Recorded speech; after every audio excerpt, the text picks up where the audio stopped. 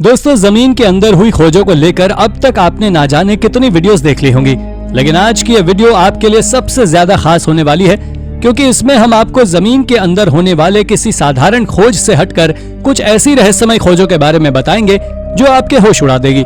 तो चलिए शुरू करते हैं आज की इस मजेदार वीडियो को। Tortured mummy. जनवरी 2022 में पेरू स्थित नेशनल यूनिवर्सिटी ऑफ सान मार्कोस के आर्कियोलॉजिस्ट की एक टीम ने काजामार्क्वेला में एक 1200 साल पुरानी मम्मी ढूंढी है जो कि अपने आप में काफी ज्यादा मिस्टीरियस है। आपको जानकर डर लग सकता है क्योंकि जब आर्कियोलॉजिस्ट को ये मम्मी मिली तो ये पत्थरों के सारे रस्सी से बंधी हुई थी। इसे देखकर ऐसा लग रहा था कि मानो जिस किसी की भी ये मम्मी रही होगी उसे टॉर्चर करने के इरादे से इस जगह पर रखा होगा। इस मम्मी पर हुई रिसर्च में मालूम चला है कि ये मम्मी प्री इनका एरा की है, यानी कि तब की जब इस रीजन में लेमा कल्चर के लोग रहा करते थे। इस रिसर्च में यह भी मालूम चला कि जिस किसी की भी ये मम्मी है वो 18 से 22 साल का यंग मेल रहा होगा। हालांकि इस मम्मी को यहाँ पर इस तरह से टॉर्चर करने के लिए क्यों रखा था, इसको लेकर आर्कियोलॉजिस्ट कुछ भी कहने में असमर्थ हैं। लेकिन ये जो भी कोई रहा होगा उसके लव्ड वंस उससे काफी ज्यादा प्यार करते थे क्योंकि आर्कियोलॉजिस्ट को इस जगह से और भी एविडेंस मिले हैं जो इस ओर इशारा करते हैं। Lost subterranean church. दोस्तों, कुछ रशियन न्यूक्लियर फिजिसिस्ट ने यह क्लेम किया कि उन्होंने जुलाई 2019 में रशिया के डर्बन शहर में स्थित मेडिवल फोर्ट्रेस नायरन कला के नीचे एक क्रिश्चियन चर्च को खोज निकाला है। उन्होंने इस चर्च को एडवांस टेक्नोलॉजी का यूज करके खोजा है। दोस्तों, इस चर्च को खोजने में उन्हें टेक्नोलॉजी का यूज इसलिए करना पड़ा क्योंकि यह साइट यूनेस्को की वर्ल्ड हेरिटेज साइट्स में शुमार है, इसलिए वो इस जगह पर कोई फिजिकल एक्सकेवेशंस नहीं कर सकते। बहरहाल इस चर्च की बात करें तो हिस्टोरियंस का मानना है कि ये चर्च इस रीजन के सबसे पुराने रिलीजियस प्लेसेस में से एक है जहां से क्रिश्चियंस अपने धर्म का प्रचार प्रसार करते थे। वैसे हिस्टोरियंस का मानना है कि ये चर्च पहले एक ज़ोरोएस्ट्रियन टेम्पल हुआ करता था जिसे बाद में चर्च में कन्वर्ट कर दिया गया था। हालांकि एक्सपर्ट्स का मानना है कि 300 एडी में बनाए गए इस चर्च को अरब इन्वेजन के दौरान इस जगह फोर्ट्रेस के नीचे छुपा दिया गया था। द हाइपोजियम। माल्टा की प्रसिद्ध आर्कियोलॉजिकल साइट है सैफलियानी हाइपोजियम अपने आप में काफी ज्यादा अनोखी है, लेकिन क्या आपको मालूम है कि इस जगह को हाइपोजियम क्यों कहते हैं? अगर नहीं तो हम आपको बता देते हैं। ऐसा इसलिए है क्योंकि ये जगह जमीन में नीचे दफन है और ग्रीक में हाइपोजियम का मतलब ही होता है अंडरग्राउंड। इस साइट की बात की जाए तो ये जगह काफी ज्यादा खूबसूरत है, जिसको लेकर आर्कियोलॉजिस्ट का मानना है कि इसे 3300 BC यानी कि नियोलिथिक एरा में बनाया गया था। इस जगह की इंपॉर्टेंस इतनी ज्यादा इसलिए भी है क्योंकि ये साइट माल्टा की सबसे पुरानी आर्कियोलॉजिकल साइट्स में से एक है जो कि इस जगह की आर्ट और आर्किटेक्चर को बताती है। इस साइट की खोज की बात करें तो एक हाउसिंग डेवलपमेंट प्रोग्राम के दौरान जारी एक खुदाई में ये साइट एक्सीडेंटली सबके सामने आ गई थी। पहले तो यहाँ काम करने वाले मजदूरों ने इस साइट को इग्नोर करना चाहा, बट बाद में उन्हें इसे मजबूरन सबके सामने लाना पड़ा क्योंकि ये काफी बड़ी साइट थी। ऐसा इसलिए था क्योंकि बड़े एरिया के साथ साथ किसी जमाने में इस जगह को बतौर माइजोलियम यूज किया जाता था, जहां पर खुदाई के दौरान करीब 7000 ह्यूमन स्केलेटन्स मिले, इसलिए इस जगह को लोगों की नजरों से छुपा पाना असंभव था। खैर जो भी हो, पर आज के वक्त में यह साइट माल्टा की सबसे विजिटेड साइट्स में से एक है। द एम्फीबियन डेथ पिट। दोस्तों, जून 2022 में आर्कियोलॉजिस्ट के हाथ इंग्लैंड के कैम्ब्रिज शहर में एक आर्कियोलॉजिकल साइट लगी जो कि काफी ज्यादा मिस्टीरियस थी। ऐसा इसलिए था क्योंकि इस साइट से आर्कियोलॉजिस्ट को फ्रॉग्स और टोड्स की करीब 8000 हड्डियां मिली जो कि काफी ज्यादा शॉकिंग था। एक्सपर्ट समझ ही नहीं पा रहे थे कि आखिर इतनी बड़ी संख्या में इन एम्फीबियंस के साथ किसने और क्यों ऐसा किया होगा। हालांकि जब इन बोन्स के ऊपर रिसर्च की गई तो मालूम चला कि यहाँ पाई गई बोन्स करीब 350 फ्रॉग्स और टोड्स की है, मगर एक्सपर्ट्स आज भी इस बात का जवाब देने में असमर्थ हैं कि आखिर इतने सारे एम्फीबियंस इस जगह एक साथ कैसे मरे। खैर इसको लेकर अलग अलग थ्योरीज हैं। कुछ मानते हैं कि ये पानी की खोज में इस गड्ढे में गिर गए, जबकि कुछ मानते हैं कि ये किसी बीमारी की वजह से मरे, तो किसी का मानना है कि ये काम इस जगह रहने वाले किसी फ्रॉग किलिंग कल्ट का हो सकता है। बट हु नोज कि आखिर सच्चाई क्या है। New species of schizomids. Western Australia किसी जमाने में घने फॉरेस्ट से भरा हुआ करता था जो लाखों रेयर स्पीशीज का घर था, लेकिन धीरे धीरे ह्यूमन एक्सप्लॉयटेशन और यहाँ के बढ़ते टेम्परेचर की वजह से हाल ही में हुआ कि ये रेयर स्पीशीज तो इस जगह से एक्सटिंक्ट तक हो चुकी हैं। शायद ही आपको मालूम हो कि इन स्पीशीज में एक रेयर स्पीशीज जिसे स्किज़ोमिड कहा जाता है, जो करीब 60 मिलियन साल से धरती पर मौजूद है, वो इस जगह पर अभी भी काफी बची हुई है और सिर्फ बची ही नहीं है बल्कि उसकी कई और नई स्पीशीज भी इधर सामने आई है। वेस्टर्न ऑस्ट्रेलिया के इस पार्ट में इस रेयर स्पीशीज की करीब 56 नई स्पीशीज मिली हैं, जो कि अपने आप में एक काफी बड़ी बात है। मगर गंभीर बात यह है कि इन स्पीशीज ने यहाँ के बढ़ते हुए टेम्परेचर की वजह से अपने आप को जमीन में सुरक्षित कर लिया था। बट हम सभी के सामने सवाल आज भी ये है कि आखिर ये ह्यूमन एक्सप्लॉयटेशन ऐसे ही चलता रहा तो कब तक ये स्पीशीज खुद को सुरक्षित रख पाएंगी, और कहीं अगला नंबर हम इंसानों का ही तो नहीं। The Templar tunnel. इजराइल और यहाँ हुए क्रूसेड्स के बारे में तो आप सभी ने पढ़ा होगा। ये वो धर्म युद्ध थे जिसमें तीनों अब्राहमिक रिलीजन्स ने यरूशलेम के लिए काफी खून बहाया और खूब कत्लेआम मचाया।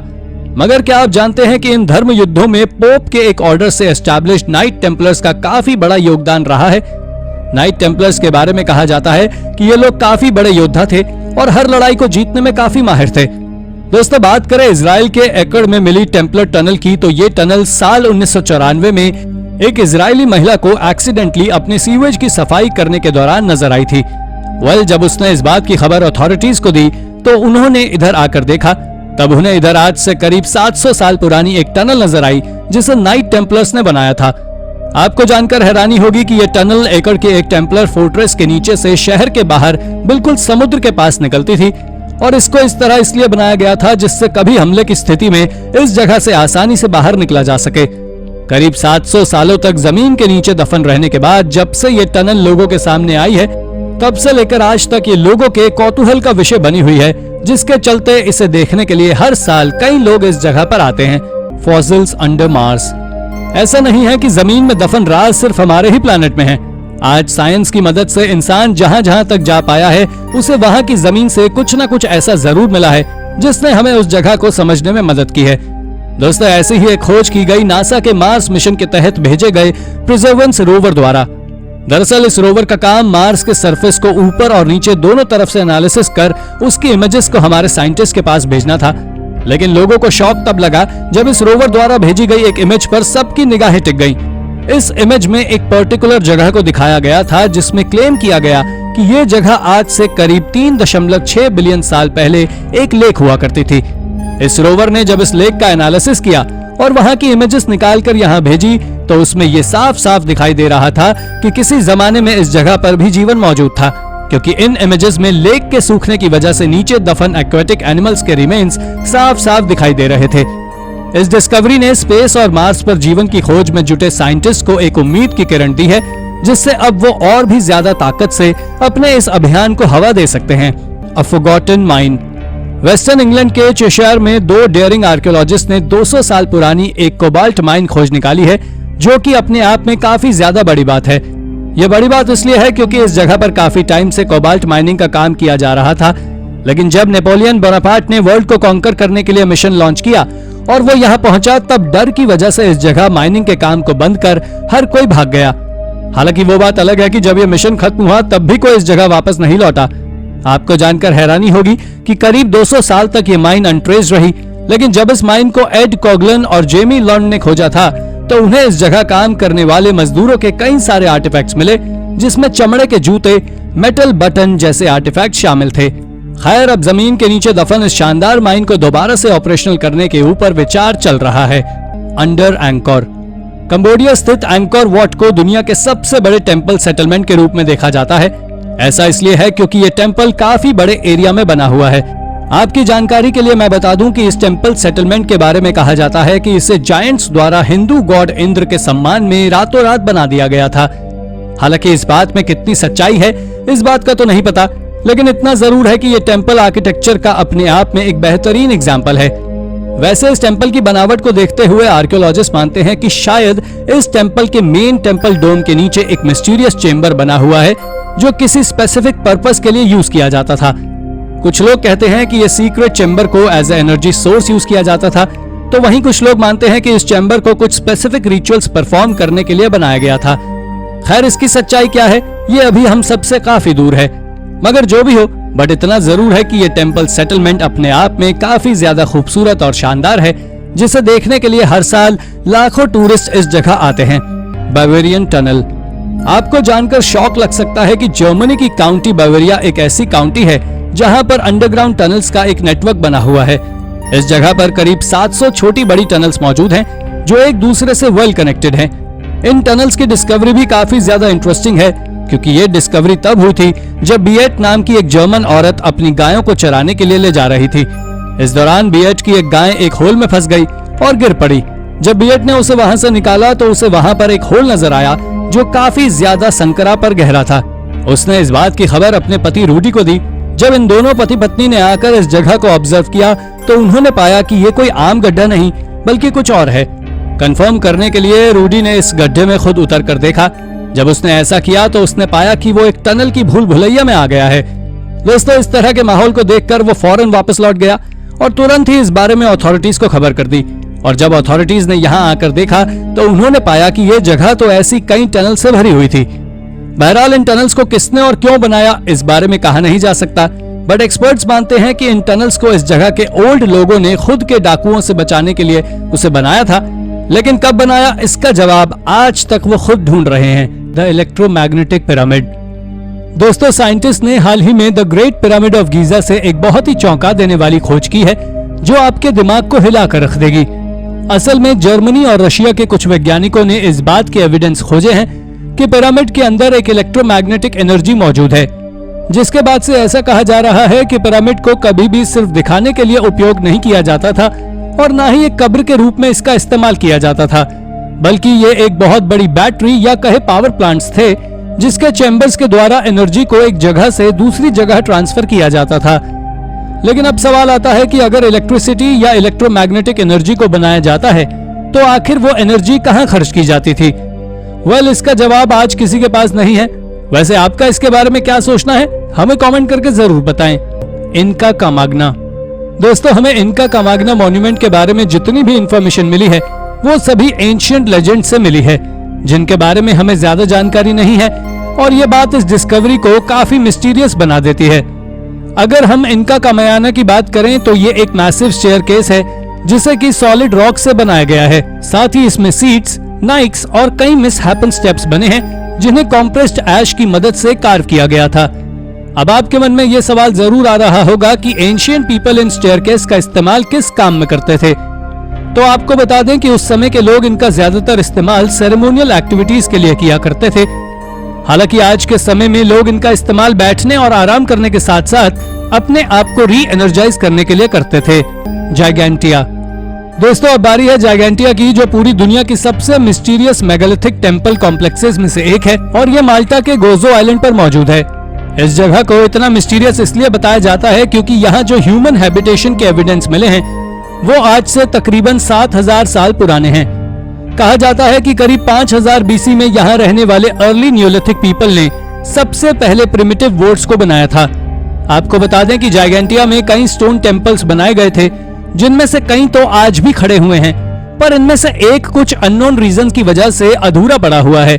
साथ ही यहाँ पर फर्स्ट टेम्पल को 3600 बीसी में बनाया गया था और लास्ट इनकम्प्लीट टेम्पल को 2900 बीसी के अराउंड बनाया गया था। इन टेम्पल्स की इतनी ओल्ड डेट्स ही जाइगेंटिया को वर्ल्ड की second oldest existing man made religious structures बनाती है। द ब्रोकन मेहर। दोस्तों, एरिगरा की द मिस्ट्री ऑफ मेहर आपके दिमाग को पूरी तरह हिलाकर रख देगी, क्योंकि ये एंशिएंट वर्ल्ड के सबसे लीस्ट नोन वंडर्स में से एक है, जिसके बारे में बहुत कम लोग ही जानते हैं, पर इसके बावजूद भी ये काफी इंपॉर्टेंट है। साथ ही इसे ह्यूमन हिस्ट्री में बनाया गया सबसे बड़ा मेगालिथिक स्टोन मॉन्यूमेंट माना जाता है, क्योंकि इससे दुनिया की कुछ सबसे पहली सिविलाइजेशन जैसे मेसोपोटामिया से पहले यानी आज से तकरीबन 6700 साल पहले बनाया गया था। वैसे इसकी मिस्ट्री यहीं खत्म नहीं होती, बल्कि ये पिछले 700 सालों से जैसे का तैसे खड़ा हुआ था, लेकिन कुछ अननोन रीजंस की वजह से ये एकाएक नीचे गिर गया और 4 हिस्सों में टूट गया। तब से लेकर आज तक ये मॉन्यूमेंट फ्रांस के रूरल एरिया में ऐसे ही जमीन में पड़ा हुआ है। The लियर fail. दोस्तों, आयरलैंड की कुछ सबसे सेक्रेट साइट्स में से एक हिल ऑफ तारा भी है, और आपको बता दें कि ये हिल देखने में तो किसी आम हिल की तरह लगता है, लेकिन इस हिल पर कभी आयरलैंड के हाई किंग्स के हाथों रूल किया जाता था। आज के समय में आयरलैंड की कैपिटल डबलिन के बहुत पहले हिल ऑफ तारा भी आयरलैंड की कैपिटल हुआ करती थी। यहाँ कुछ सबसे पहले कंस्ट्रक्शन के काम को करीबन 3200 बीसी में किया गया था और उस समय में इस हिल पर हाई किंग्स का कब्जा था। शायद ही आपको जानकारी हो कि उस समय के कुछ क्रीपी बरियल चैम्बर और पाइल्स के अलावा कुछ भी आज मौजूद नहीं है, और इन बचे हुए मॉन्यूमेंट में एक लिया फेल भी है। लिया फेल को आज के समय में स्टोन ऑफ डेस्टिनी कहा जाता है और साथ ही इसे कई लोग आयरिश माइथोलॉजी से जोड़कर भी देखते हैं। अगर हम आयरिश माइथोलॉजी की माने तो इस पिलर में कई मैजिकल पावर्स भी हो सकती हैं, जो कि सच में काफी मिस्टीरियस बात है। The Lolladoff plate. दोस्तों 1937 में नॉर्थ वेस्ट चाइना के बायान हार माउंटेन्स में चल रहे एक आर्कियोलॉजिकल एक्सपीडिशन में आर्कियोलॉजिस्ट को 716 ग्रेनाइट डिस्क्स मिली थी, जिन्हें बाद में ड्रोपा स्टोन्स के नाम से जाना जाने लगा। इन्हीं ग्रेनाइट प्लेट्स में से एक प्लेट को लॉलाडॉफ प्लेट कहा जाता है, जिसके बारे में कई मेन स्ट्रीम आर्कियोलॉजिस्ट का कहना है कि ये सब फेक प्लेट्स हैं। हालांकि फिर भी कई एक्सपर्ट्स का मानना है कि ये डिस्क्स आज से 12,000 साल पहले अर्थ पर होने वाली इंटर गैलेक्टिक मीटिंग्स के बारे में बताती है, क्योंकि ये पूरी तरह हायरोग्लिफिक से भरी हुई है। साथ ही इन डिस्क में इलोंगेटेड स्कल वाली एलियन ममीज भी बनी हुई हैं, और जब इन पर स्टडी हुई तो साइंटिस्ट ने बताया कि अगर हम डिस्क पर बनी इमेजेस की माने तो ये एक्स्ट्रा टेरेस्ट्रियल की क्रैश लैंडिंग हो सकती है, जिसको खुद उस समय के इंसानों ने अपनी आंखों से देखा था। लेकिन ये बस एक थियरी है जो सच भी हो सकती है। The shark teeth mystery.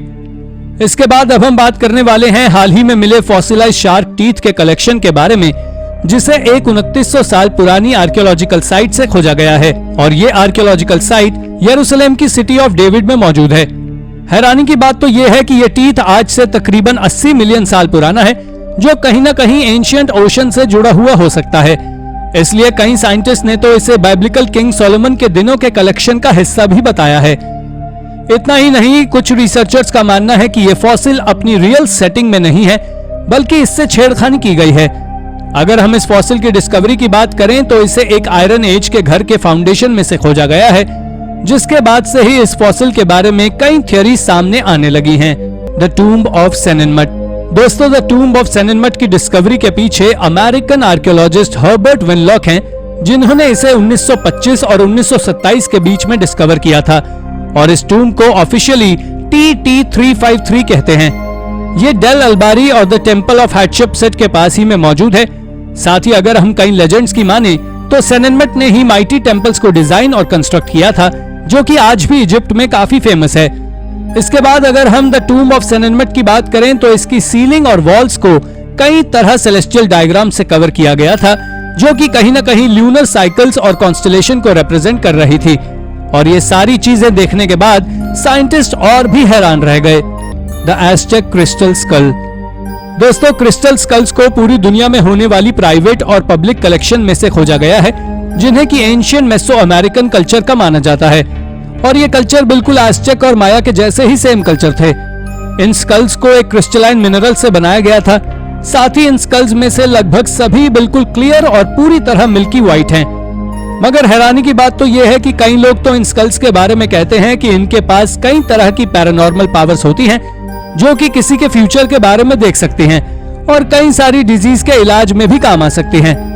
लेकिन हम ये नहीं जानते कि आखिर ये मिस्टीरियस स्कल्स आए कहां से हैं और इनको आखिर किन लोगों के हाथों क्राफ्ट किया गया होगा। और कई लोग इसे एज़टेक आर्टवर्क मानते हैं तो कई इसे फैंसी फेक्स मानते हैं। The शगबोरो inscription. इन सब के बाद अब वक्त है अंतिम डिस्कवरी का, जो कि मौजूद है इंग्लैंड के शगबोरो हॉल में। असल में ये खोज एक मॉन्यूमेंट है जिसका नाम द शेफर्ड्स मॉन्यूमेंट है, और ये कुछ ज्यादा पुराना नहीं बल्कि 18वीं सेंचुरी में बनाया गया एक मॉन्यूमेंट है। साथ ही अगर हम इस मॉन्यूमेंट की कार्विंग की बात करें तो इसमें एक महान आर्टिस्ट निकोलस ब्यूसन के आर्केडियन शेफर्ड्स को दिखाया गया है। दरअसल इसमें लेटर्स की एक सीरीज भी मौजूद है, जिसके लेफ्ट में लेटर डी और दूसरी तरफ लेटर एम बना हुआ है। लेकिन ताज्जुब की बात तो यह है कि आज तक कोई भी ऐसा क्लू नहीं मिला है जो इन इंस्क्रिप्शन और इन लेटर्स के मीनिंग को समझा सके। इसके बारे में साइंटिस्ट का कहना है कि यह किसी तरह का कोई कोड भी हो सकता है, जिसे आज तक कोई डीकोड नहीं कर सका है। वैसे दोस्तों आप इसके बारे में क्या सोचते हैं, हमें कमेंट करके जरूर बताएं। The Emerald tablet. दोस्तों ये एमेराल्ड टैबलेट अब तक की गई सबसे रहस्यमय खोजों में से एक है। इसके बारे में ऐसा कहा जाता है कि ये टैबलेट एमेराल्ड से बना हुआ था, जिसमें यूनिवर्स के सबसे गहरे रहस्यों को बताया गया है। इसे टयाना से हर्मीस ट्रिस्मेगिस्टस के टूम के स्टैचू के नीचे से खोजा गया था, जो वहां एक स्केलेटन के हाथों में फंसा हुआ था। हर्मीस के बारे में ऐसा माना जाता है कि ये हर्मीस माइथोलॉजिकल अल्केमी के ओरिजिन है, और इन्हीं को इजिप्ट और ग्रीस में अल्केमिकल का ग्रैंडफादर कहा जाता है। साइंटिस्ट का मानना है कि इस एमेराल्ड टैबलेट के ऑथर भी हर्मीस ही थे, जो आज से 2000 साल पहले अलेक्जेंड्रिया में रहा करते थे। तो वहीं बहुत से लोगों का मानना है कि इसे एडम और ईव के तीसरे बेटे ने लिखा था। इस एमरल्ड टैबलेट के बारे में एक मिथ ये भी है कि इसमें पूरी दुनिया के पिछले और आने वाले भविष्य के सभी प्रिंसिपल मौजूद हैं। तब तो आप इसका अंदाजा लगा ही सकते हैं कि यह कितनी अमेजिंग डिस्कवरी है। Life on Mars. जब भी मार्स पर लाइफ की बात आती है तो बहुत से लोगों के मन में केवल एक ख्याल आता है कि मार्स पर अब भी साइंटिस्ट लाइफ को खोजने में लगे हुए हैं। और अब जो मैं आपको बताने वाला हूं उसके बारे में जानने के बाद आप चौंक जाएंगे। दरअसल नासा ने मार्स पर एक रोवर भेजा था और उसने वहां से कुछ सैंपल कलेक्ट किए थे, और जब उन सैंपल की जांच की गई तो पता लगा कि उस सैंपल में ऑर्गेनिक लाइफ के सबूत मौजूद हैं। और ये खोज 1976 में नासा के द्वारा की गई थी, जिसको गिलबर्ट वी लेविन की देखरेख में अंजाम दिया गया था, जब उन्होंने वाइकिंग लैंडर को मार्स पर लैंड कराया था। वैसे अगर देखा जाए तो मार्स पर न्यूट्रिएंट्स का मिलना कोई साधारण बात नहीं है, और इसी कारण से ये अब तक की सबसे बड़ी खोजों में से एक है। एलियंस इन अंटार्कटिका। दोस्तों, हाल ही में साइंटिस्ट ने दावा किया है कि उन्होंने अंटार्कटिका के कोस्ट से एक एलियन बेस को खोजा है, और इसकी शुरुआत गूगल अर्थ के द्वारा खोजी वायरल हुई एक इमेज से हुई थी। असल में ये बेस अंटार्कटिका में मौजूद नहीं है, बल्कि अंटार्कटिक के कोस्ट से 178 किलोमीटर की दूरी पर है, जो कहीं पानी के अंदर मौजूद है, और ये वाकई बहुत विशाल है। इसके साथ सैटेलाइट स्ट्रक्चर दिखाते हैं कि पानी के बीचों बीच एक दीवार जैसा स्ट्रक्चर मौजूद है, और ये 3 स्ट्रक्चर्स का एक ग्रुप है। इसमें से पहला स्ट्रक्चर करीब 50 मील लंबा है, दूसरा केवल 10 मील का है, और तीसरा केवल 5 मील का ही है। पर अभी तक इन स्ट्रक्चर के बारे में केवल दावे ही किए जा रहे हैं, लेकिन अब तक इनकी जांच नहीं हुई है। इसके बारे में बहुत से लोगों का मानना है कि ये एक प्राचीन स्ट्रक्चर है जो पानी में डूब गया है, तो वहीं किसी का मानना है कि ये एलियंस के स्पेस क्राफ्ट के लिए बनाया गया एक लैंडिंग पैड है, जहां एलियंस अपने प्रोजेक्ट पर काम कर रहे हैं। ये वाकई एक अमेजिंग डिस्कवरी है, पर इसे लोग केवल और केवल एक कॉन्स्पिरेसी थ्योरी यानी मनगढ़ंत कहानी कहते हैं। प्लैनेट 9। ये तो आप सभी जानते हैं कि हम अपने सोलर सिस्टम में अर्थ से जितनी दूर जाते हैं, हमारा सोलर सिस्टम उतना ही ज्यादा रहस्यमय होता जाता है। लेकिन हमारे सोलर सिस्टम के छोर पर कुछ ऐसी मिस्टीरियस चीज हैं जिसे आज तक हमसे छिपाया जाता आ रहा है। खैर छोड़ो, अब मैं आपको बताता हूँ। दरअसल हमारे सोलर सिस्टम के छोर पर एक प्लैनेट मौजूद है जो हमारे अर्थ से 10 गुना ज्यादा बड़ा है, और वो बाकी सेलेस्टियल ऑब्जेक्ट को अपनी ओर अट्रैक्ट करता है। कुछ लोग इसे प्लैनेट 9 कहते हैं, वहीं कुछ लोग इसे प्लैनेट एक्स भी बुलाते हैं। इस कहानी को 19वीं सेंचुरी में पर्सिवल लॉवेल के द्वारा शुरू किया गया था, जो एक रिचेस्ट ट्रैवल बिजनेसमैन और एक एस्ट्रोनॉमर थे, और उन्होंने ही इसके बारे में खुलासा किया था। इसके साथ ही उन्होंने बताया था कि इस प्लैनेट पर एलियन मौजूद है। वैसे इसके बारे में एक और थ्योरी है, और इस थ्योरी के अनुसार अर्थ कुछ पल से लेकर कुछ सदियों के बीच कभी भी एक भारी भरकम प्लैनेट से टकरा सकता है, जिसका नाम निबिरू या प्लैनेट एक्स है। ये प्लैनेट एक्स की थ्योरीज वाकई गजब हैं। The Sibiu manuscript. यह सिबियू मैन्युस्क्रिप्ट एक एंशिएंट टेक्स्ट है जो 16वीं सेंचुरी से बिलोंग करता है, पर यह कोई साधारण मैन्युस्क्रिप्ट नहीं है, बल्कि आप जानकर चौंक जाएंगे कि यह मैन्युस्क्रिप्ट बताती है कि कैसे एक मल्टी स्टेज रॉकेट को बनाया जाता है। इस मैन्युस्क्रिप्ट में यह भी साफ किया था कि रॉकेट को लिक्विड फ्यूल के साथ उड़ाया जा सकता है। यह मैन्युस्क्रिप्ट 450 पेजेस की थी, जिसे साल 1961 में रोमानिया की यूनिवर्सिटी ऑफ बुकारेस्ट में खोजा गया था। लेकिन अब अगर इसकी मिस्ट्री की बात करें तो इसकी सबसे बड़ी मिस्ट्री यह है कि आज तक किसी को यह पता नहीं है कि इसे किसने लिखा है। लेकिन इसके लिखे जाने के विषय में एक बात यह जरूर है कि बहुत से लोगों का मानना है कि इसे एक जर्मन मिलिट्री इंजीनियर ने लिखा था, जिसका नाम कॉनरेड हास था, जो 1509 से 1576 तक जीवित थे।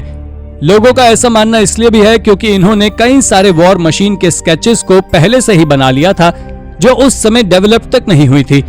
पर इसे किसने बनाया होगा, आप कमेंट करके जरूर बताएं। क्वेवा डी लॉस टायोस। ये बात एक्वाडोर की है, जहां साल 1976 में एक एक्सपेडिशन को किया गया था, और उस एक्सपेडिशन का केवल ही उद्देश्य था किसी अद्भुत चीज को खोजना। और शायद आप जानकर चौंक जाएंगे कि उस एक्सप्लोरर्स के ग्रुप में से एक नील आर्मस्ट्रांग भी थे, जिन्होंने चांद पर पहला कदम रखा था। दरअसल वो उस जगह एक क्वेवा डी लॉस टायोस को खोज रहे थे, जिसके बारे में ऐसा माना जाता था कि इसे एलियंस ने बनाया था, और यहाँ पर रहने वाले एंशिएंट लोगों से एलियंस मिलने भी आते थे। इसके साथ ही इसमें एक मेटालिक लाइब्रेरी है, ढेर सारा सोना है, और कई अद्भुत स्कल्पचर्स भी मौजूद हैं। आपको बता दें कि इस केव में पहले श्वा सिविलाइजेशन के लोग रहते थे, और वो इस टनल का यूज अपने रिचुअल्स को फॉलो करने के लिए करते थे। लेकिन जब इस टनल को खोजा गया तो इससे ये बात तो साफ हुई कि यहाँ इंसान रहते थे, लेकिन इसके अंदर से ना ही तो कोई सोने का सामान मिला, ना ही कोई स्कल्पचर, और ना ही कोई मेटालिक लाइब्रेरी। पर इसके बावजूद भी बहुत से लोग मानते हैं कि ये सभी चीजें वहीं कहीं मौजूद हैं और इन्हें एलियंस के द्वारा बनाया गया था, जिस कारण से इन्हें खोजना कठिन है। Anunnaki on Mars. दोस्तों, हम पहले ही आपको मार्स के सरफेस पर की गई एक अमेजिंग डिस्कवरी के बारे में बता ही चुके हैं, लेकिन ये उससे भी ज्यादा अमेजिंग है। असल में हाल ही में नासा के साइंटिस्ट ने रेड प्लैनेट यानी मार्स पर एक अजीब से दिखने वाले ऑब्जेक्ट की खोज की है, जिसके बारे में एक्सपर्ट्स का मानना है कि ये अनुनाकी स्टैचू है। नासा के क्यूरियोसिटी रोवर और अपॉर्चुनिटी रोवर ने कई सारी ऐसी इमेजेस खोजी हैं जो एक तरह के इल्यूजन की तरह नजर आती हैं। इसमें से कई इमेजेस में कुछ चीजें डोम्स की तरह और कुछ एंशिएंट स्ट्रक्चर्स की तरह नजर आ रही हैं, जो अर्थ पर मेसोपोटामिया के द्वारा बनाए गए स्ट्रक्चर से मिलते जुलते हैं। Chilean aliens. दोस्तों, चिली के अटाकामा डेजर्ट से एक रहस्यमय कंकाल मिला था, जिसे लेकर दावा किया जा रहा था कि यह कंकाल एलियन का है, लेकिन यह धरती पर कैसे आया, इस बात को लेकर सब परेशान थे। और सबसे ज्यादा हैरानी की बात यह थी कि यह कंकाल केवल 6 इंच का था। कंकाल के बारे में वैज्ञानिकों ने अनुमान लगाया था कि यह कई सौ साल पुराना है। आपको बता दें कि शुरुआत में ऐसा माना जा रहा था कि शंख के आकार की खोपड़ी वाला यह कंकाल 6 से 8 साल की उम्र के बच्चे का हो सकता है, पर डीएनए से सामने आया था कि इस कंकाल में एक रेयर बीमारी थी, जिसके कारण इंसान के बच्चे का शरीर अविकसित रह जाता है और इसी कारण से यह कंकाल इतना छोटा है। इंसानी जीन्स में कुछ बदलाव होने से उसके बच्चे में होने वाली ये अजीब बीमारी एक ऐसी जेनेटिक डिजीज है जिसके बारे में अभी तक किसी ने कुछ भी नहीं बताया था।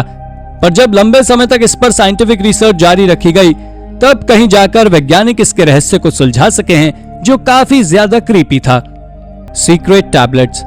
ये बात इराक की है, जब 1930s में आर्कियोलॉजिस्ट ने वहां से कुछ अजीब तरह के टैबलेट्स को खोजा था, जिनके ऊपर कई अलग अलग तरह की इमेजेस बनी हुई थी। इनमें से कई सारे टैबलेट्स तो ऐसे हैं जिन पर बने हुए स्कल्पचर्स तो देखने पर ऐसे प्रतीत होता है जैसे ये एलियन स्कल्पचर्स हों। उनके कई सारे आर्म्स हैं और तो और इन स्कल्पचर्स के साथ इन पर कुछ वियर्ड सिंबल्स भी बने हुए थे। इसके बारे में ऐसा माना जाता है कि ये टैबलेट्स यूआर के जिगुराट के फेमस पिरामिड के हिस्से हैं, जिसे साल 2050 बीसी में बनाया गया था। इसके साथ ही आपको जान लेना चाहिए कि आखिर ये टैबलेट्स आज कहां मौजूद हैं, किसी को इसके बारे में कोई जानकारी नहीं है, जिस कारण से ये आज एक मिस्ट्री बनी हुई है। The lost city of Caesars. दोस्तों, आपको बता दें कि द सिटी ऑफ सीजर्स एक बहुत ही मिस्टीरियस और चौंका देने वाली एंशिएंट सिटीज में से एक है और आज तक इसके एग्जिस्टेंस पर सवाल उठाए जाते हैं। माना जाता है कि ये लॉस्ट सिटी पैटागोनिया के लैंड्स में कहीं पर हो सकती है, जो कि चिली और अर्जेंटीना के आसपास मानी जाती है। अगर हम इस लॉस्ट सिटी की हिस्ट्री पर एक नजर डालें तो हमें यह सिटी बहुत ही ज्यादा अमीर और सोने चांदी से भरपूर दिखाई देती है और माना जाता है कि इस सिटी में बहुत सारा प्राचीन खजाना मौजूद है। हैरान कर देने वाली बात तो यह भी है कि इस सिटी में रहने वाले लोगों की पेल स्किन थी और ये दिखने में जायंट्स के जितने लंबे होते थे। और इसका खजाना खोजने के लिए आर्कियोलॉजिस्ट और एक्सपर्ट्स के द्वारा कई मिशंस चलाए जा चुके हैं, लेकिन इस लॉस्ट सिटी के बारे में किसी के भी हाथ कुछ नहीं लगा है। पर्परिकॉन।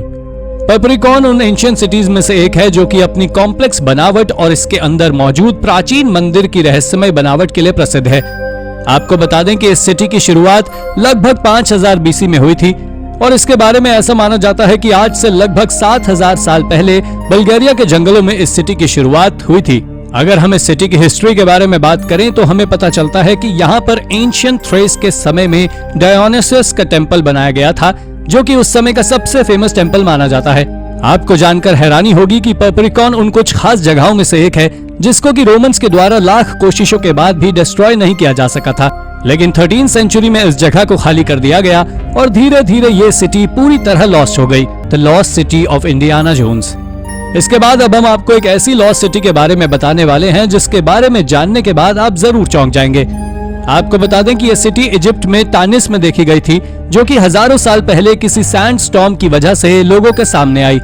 अगर हम इस तानिस के पास्ट के बारे में बात करें तो ये 21 और 22 डायनेस्टी के वक्त एंशिएंट इजिप्ट की कैपिटल हुआ करती थी, जिस पर तानिस किंग्स राज किया करते थे और उस समय की यह सिटी बहुत ज्यादा अमीर ट्रेड सेंटर भी हुआ करती थी और यहाँ नाइल डेल्टा होने के कारण यहाँ पर पानी की भी कोई कमी नहीं होती थी।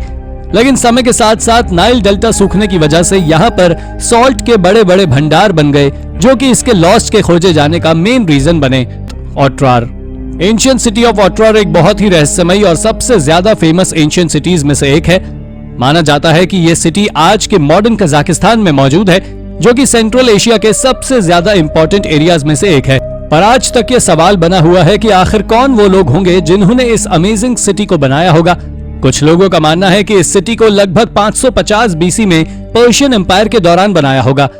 आपको बता दें कि इस सिटी पर लेजेंडरी किंग जंगिस खान ने भी कब्जा किया और इसको बहुत ही ज्यादा नुकसान पहुंचाया, लेकिन जंगिस खान की मौत के बाद यह फिर से एक इंपॉर्टेंट ट्रेड सेंटर बन गया। लेकिन कुछ समय के बाद यह सिटी सैंडस्टॉर्म और नेचुरल डिजास्टर्स की वजह से खाली हो गई और उसके बाद गुम हो गई। आपका ऐसी लॉस्ट सिटीज के बारे में क्या सोचना है, हमें कमेंट करके जरूर बताएं। एडुलिस, हाल ही में हुई एक्सपेडिशन से द हॉर्न ऑफ अफ्रीका में 3 ओल्डेस्ट क्रिश्चियन चर्च के बारे में पता चला है, जिनको की एंशिएंट सिटी एडुलिस से खोजा गया है और ये नॉर्थ इथियोपिया में स्थित है।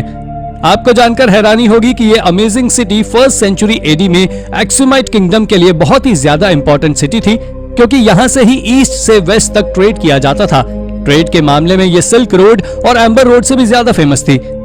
ये सिटी इस बात की ओर भी इशारा करती है कि नॉर्थ अफ्रीका क्रिश्चियन रिलीजन के लिए बहुत ही ज्यादा पावरफुल और इम्पोर्टेंट सिटीज में से एक थी, क्योंकि यहाँ पर मौजूद इन क्रिश्चियन चर्चेस को ही क्रिश्चियंस की शुरुआती चर्चेस के रूप में देखा जाता है और इसके बाद से ही ये रिलीजन बहुत ही ज्यादा फेमस हुआ था। Ancient sunken village.